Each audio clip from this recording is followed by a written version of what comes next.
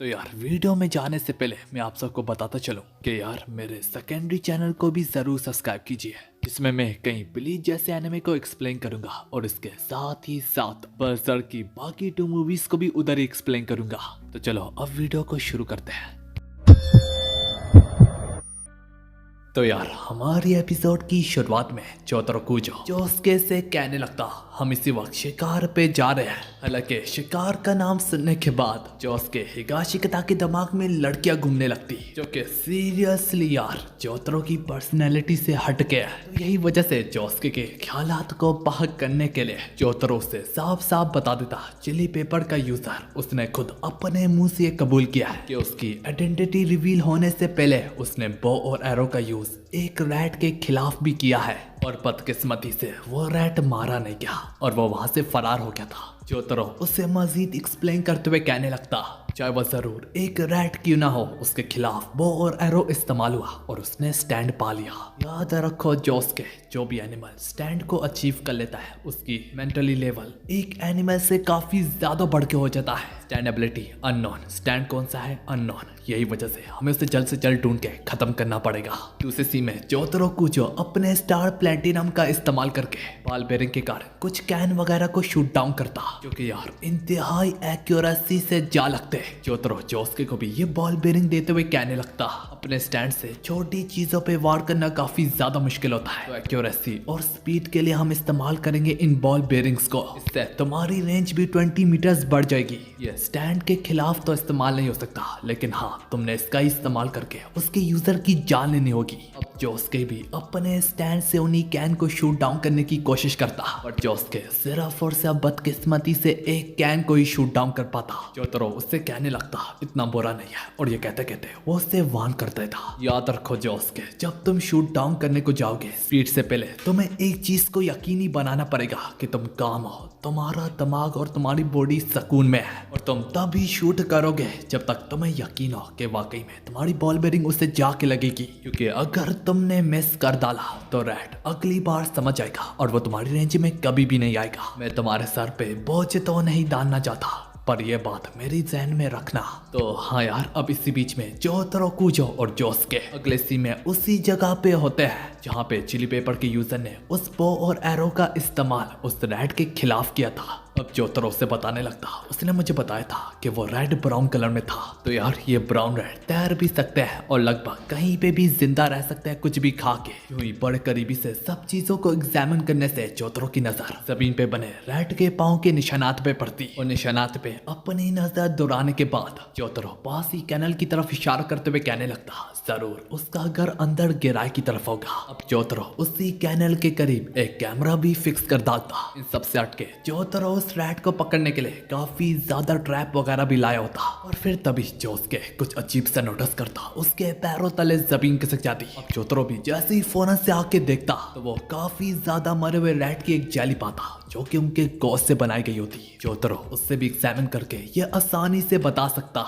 इन rat का गोश्त अंदर से ही पिघल गया, और जैसे जैसे वो दोबारा से सख्त हुआ तो उसने एक जेली शेप ले ली। जोतरो मजीद कहने लगता तुम ये कह सकते हो कि वो रैट इस पूरे अड्डे को अपना समझता है, इसका मतलब ये कैनल जहाँ से निकल के आ रहा है वो इस इलाके को भी अपना ही समझता होगा। यही वजह से जोतरो स्कोप का यूज करके इस कैनल को फार्म की गहराइयों से पाता, जहाँ से और भी काफी ज्यादा घर होते हैं। जोतरो नोटिस करता चिकन केज में एक मुर्गी तक नहीं है, आसपास के दरवाजे वगैरह भी खुले पड़े हैं, तो इसका एक ही मतलब बनता है कि रैट अपना काम कर चुका है, उसने आसपास के लोगों की जान ले लिया है। अतः इन घर वगैरह की जान बीच करने के लिए जोतरो और जोस्के उन्हीं घरों की तरफ बढ़ने लगते हैं। घर के अंदर घुसने के बाद जोतरो से ये भी बताने लगता रैट तुम्हें एक हद तक अपने करीब आने देंगे, जिस हद तक उससे ये लगता होगा कि तुम उसे कभी भी नहीं पकड़ सकते। जोतरो उस घर में रैट का हगावा भी पाता, ये देख के उन्हें ये साबित हो जाता कि रैट यहाँ तक आ पहुंचा है। अब जोतरो अपस्टेयर्स चला जाता, लेकिन जोस्के को एक रूम में से रेफ्रिजरेटर की आवाज आने लगती। जोस्के जैसे ही करीब आता तो वो इसी तरह ह्यूमन के जेली फ्लैश को पाता, को बुरे तरीके से मार देने के बाद रैट अब उनका ही गोश्त खा रहा होता। जोस के जोतरो को भी आवाज नहीं लगा सकता क्योंकि रैट ज्यादा शॉट के मारे भाग जाएगा। तो यार एक अच्छी सी शूटिंग रेंज में जाने के बाद जोस के फोन से शाइनिंग डायमंड का इस्तेमाल करके उसकी तरफ बॉल बेरिंग से शूट करता। उसके सर पे तो नहीं लगती लेकिन हाँ उसके जिस्म पे जरूर डैमेज देती। फिलहाल तो अंडर कवर में जाने के बाद फोन से अपना स्टैंड बाहर निकालता और जिस तरीके से उसके स्टैंड ने शक्ल ली होती जो उसके ये देख के फौरन से समझ आता कि उसका स्टैंड कुछ शूट करता है। देखते ही देखते उसका स्टैंड फौरन से जैसे ही शूट करता उसको छूने से डर होता। यही वजह से वो उसे फ्राई पैन से रोक लेता और थोड़ी देर में काफी ज्यादा खून बहने की वजह से वो रैट मर जाता। उसके चलते ही जोस के फौरन से जोतरो को यहाँ पे बुलाता। अब जोतरो उस रैट को एग्जामिन जैसे जैसे कर रहा होता जोस के उससे कहने लगता ये कोई नीडल जैसी चीज शूट करता है, शायद से उसके टकरा जाने की वजह से तुम्हारा गोश्त मेल्ट हो जाता है अपने आप ही। और जोस के उससे खड़े होके कहने लगता अभी ये सब कुछ खत्म नहीं हुआ, इस रैट के अलावा भी एक और रैट भी है। इसका नीडल फौरन से मेरे हाथ पे जा लगा था और मेरे हाथ का गोश्त वहीं पे पिघल गया। वैसे अगर मैं सच कहूँ तो मैं आसानी से उसके अटैक को डॉज कर सकता था और उसके स्टैंड की एबिलिटी के बारे में जानने के लिए मैंने अपने हाथ को दांव पे लगा दिया। देख के जोस के खुदा से शुक्र करने लगता कि यार मैं जोतरो की तरह इतना दिमागी कीड़ा नहीं हूँ जो कि हर चीज को इतने गौर से एग्जामिन करूँ, चाहे इसी चक्कर में तुम्हारी जान क्यों ना चली जाए। जिस सब के बाद जोतरो रैट से मुखातिब होके कहने लगता। इस सब के बाद वो रैट बाहर भाग गया था। इस सब में जोस के जोतरो का हाथ फिक्स करने लगता। तभी जोतरो स्पीड वैगन को कांटेक्ट करके इस बात की श्योरिटी लेता कि आखिर चिली पेपर की यूजर ने कितने ज्यादा रैट्स को बो और एरो से हिट किया। जिस पर स्पीड वैगन फाउंडेशन कहने लगते हमने इस बात की श्योरिटी ले लिया है। उसके मुताबिक सिर्फ और सिर्फ 2 ही रैट थे, इसके अलावा ज्यादा नहीं। सब चीजों से फारिग हो जाने के बाद जोतरो और जोस्के फिर से उसकी तलाश में निकल जाते। जोस्के के पूछने पे जोतरो से एक्सप्लेन करता हम दूसरे रैट को इस तरह से ढूंढेंगे। जो रैट्स होते हैं वो अनजान जगह पे नहीं जाते, तो इसका मतलब वो वापस अपने कैनल वाली जगह पे गया होगा। रैट्स कुछ ना कुछ खाते रहते हैं वरना फिर 10 घंटे के अंदर इनकी मौत हो जाती है। यही सोचते हुए जोतरो ग्रेट वे में एग्जामिन करते करते उसके नए दांतों के निशान ढूंढ लेता। तो यार कैनल में वापस लौट जाने के बाद जोतरो उस रैट को यहाँ तक अपनी टेप में भी देख पाता। जोतरो फौरन से एक्सप्लेन कर डालता अब ये रैट हमारी 20 रेंज की मीटर से दूर रहेगा क्योंकि एक बार हम इस पे हमला कर चुके हैं। यही वजह से अपनी एक्यूरेसी को बढ़ाने के लिए हम भी राइफल्स का यूज करेंगे। याद रखो ये असली राइफल बुलेट्स है। अब ये देख के जोस्के ऑलरेडी काफी ज्यादा बोझ फील करने लगता। खैर यार तुम लोग देख सकते हो जोतरो आखिर कितना बड़ा डिटेक्टिव है।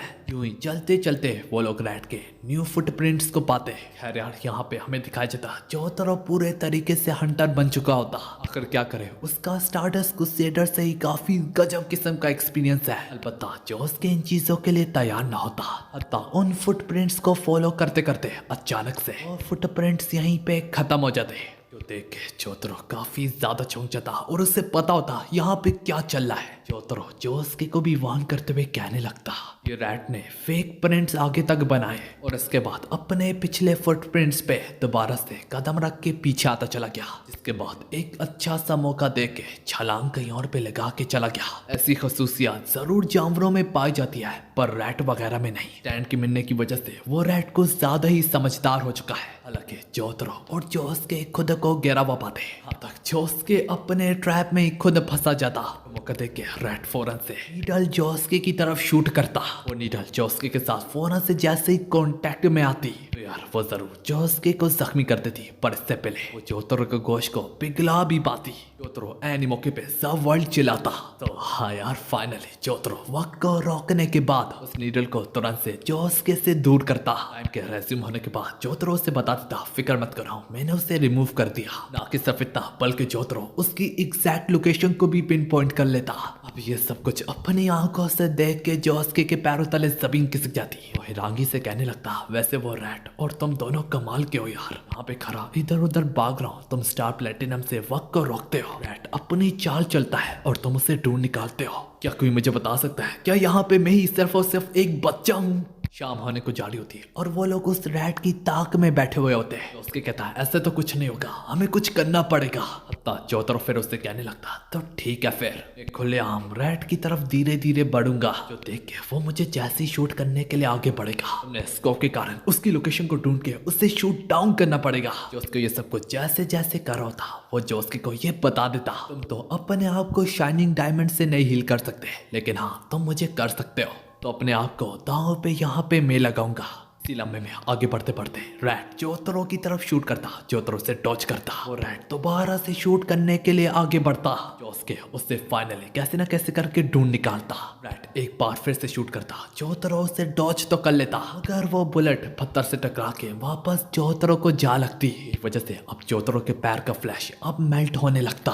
पता जोतरो यहाँ पे हार ना मानता और वो कहता फिक्र मत करो, बस उससे टारगेट करो। जोस्के यूं ही टारगेट करता, लेकिन बदकिस्मती वो स्टार प्लेटिनम की तरह इतने सही निशाने पे जाके ना लगते। जोतरो के पैरों तले जमीन खिसक जाती। इससे पहले जोतरो का काम तमाम भी कर पाता कि जोस्के खुद फौरन से कवर से बाहर आता और वो एक दांसू सी पोज बना के खड़ा होता। रैट का अब सारा फोकस जोस्के पे होता। रैट हालांकि सामने आ चुका था जोस्के को टारगेट करने के लिए। इस मौके से फायदा उठाते हुए जोस्के रैट से पहले उससे शूट डाउन कर देता। जो राइफल बुलेट सीधा आर पार हो जाती उस रैट के, जो देख के फाइनली जोतरो की जान में जान आती। वो कहता है एटलीस्ट यार जोस्के एक ऐसा बंदा है जिसपे तुम विश्वास कर ही सकते हो या फिर जिससे तुम उम्मीदें लगा सकते हो। तो यहाँ पे एपिसोड 16 खत्म होती है। अब एपिसोड 17 की शुरुआत में कोइची अपने सामने रोहान की शीबी को पाता। उसे देखते सारे कोइची के पैरों तले जमीन खिसक जाती।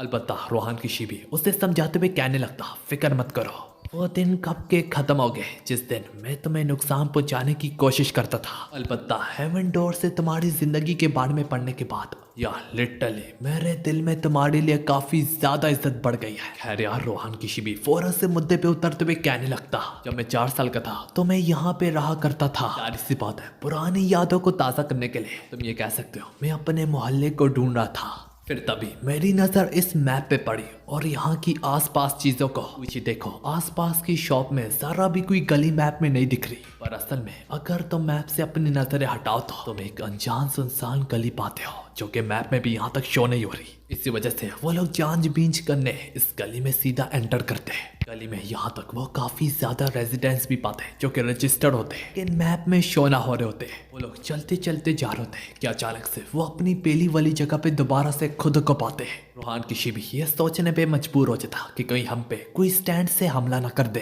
कोई फौरन से अपने रिवर्ब को ऊंचाइयों पे छोड़ता और ऊपर जाते जाते रिवर्ब अचानक से किसी चीज से टकरा के नीचे आ जाता। अब देखते ही देखते वो लोग एकदम से अपने पीछे एक खूबसूरत लड़की को पाते। होली क्रैप यार, जरा देखो तो सही उसे। फाइनली यार जहाँ पे शक्लें इतनी बाजार दिखती है, यहीं पे जोजो में मैंने फाइनली अपनी फर्स्ट क्रश को ढूंढ लिया। खैर यार एनी मौके पे रोहान की शिबी तुरंत से उस पर अपने स्टैंड से टूट पड़ता।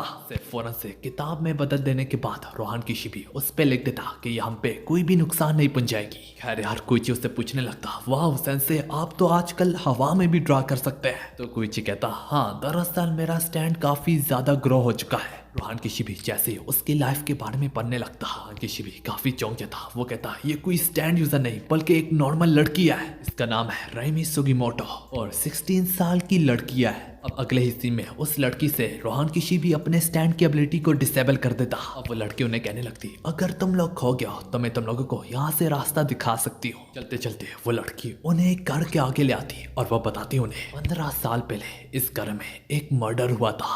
अब यहाँ पे कोई नहीं रहता। मैंने पास में ही मौजूद एक बूढ़ी औरत से सुना था कत्ल की रात में एक लड़की को अपने पेरेंट्स के रूम में से किसी रिपलिंग जैसी साउंड सुनाई दे रही थी। जब उसने जैसे तैसे अपने पेरेंट्स के रूम में झांका, उसके कुत्ते की वहां पे मौत हो चुकी थी और वो रिपलिंग साउंड उसके ब्लड के गिरने की आवाज थी।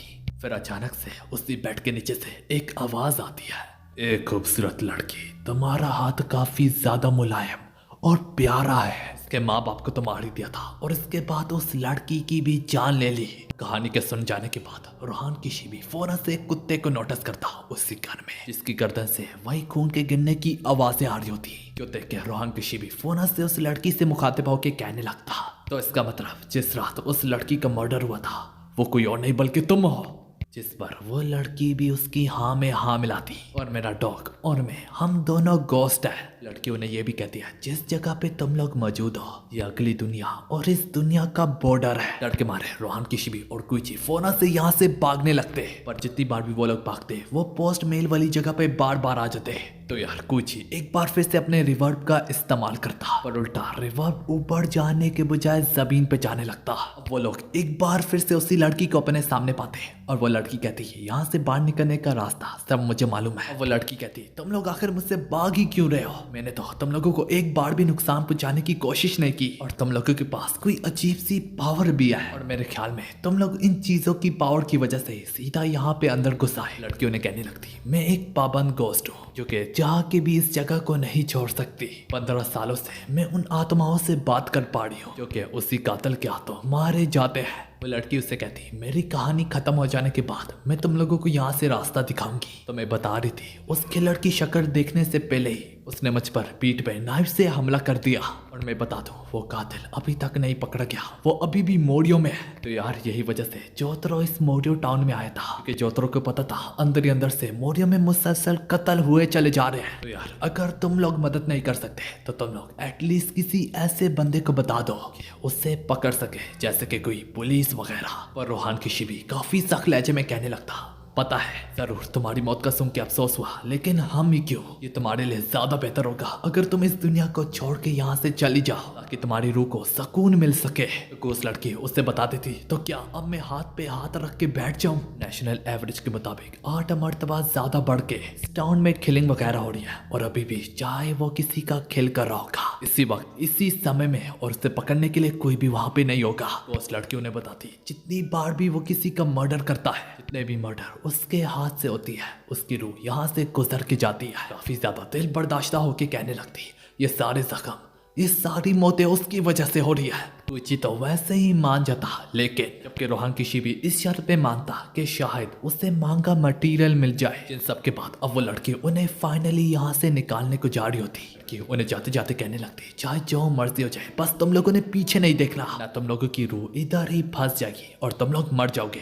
वो लोग जैसे जैसे उस लड़की के पीछे जा रहे होते उन्हें कुछ अजीब सा अपने पीछे महसूस होने लगता। अभी वो लड़की उन्हें बार बार वार्न करी होती चाहे जो मर्जी हो जाए अपने पीछे मत देखना। उन्हें अपने पीछे काफी ज्यादा वियर्ड सी फीलिंग आ रही होती। अब वो लड़की एग्जिट के काफी करीब पहुंच के कहने लगती फिक्र मत करो बस एग्जिट सामने है। जो सब कोई चीज से बर्दाश्त ना होता कुची फौरन से एग्जिट की तरफ भागने लगता। इस पर वो लड़की उसे ऐसा करने से मना करती। कुची एग्जिट के करीब खड़ा उससे पीछे से आवाज आती उसी गोस्ट लड़की की तुम पीछे मुड़ सकते हो, तुम लोग यहाँ से बाहर निकल गए हो। और फिर तभी अचानक से वो गोस्ट लड़की चिल्लाते हुए कहने लगती ये मेरी आवाज नहीं थी।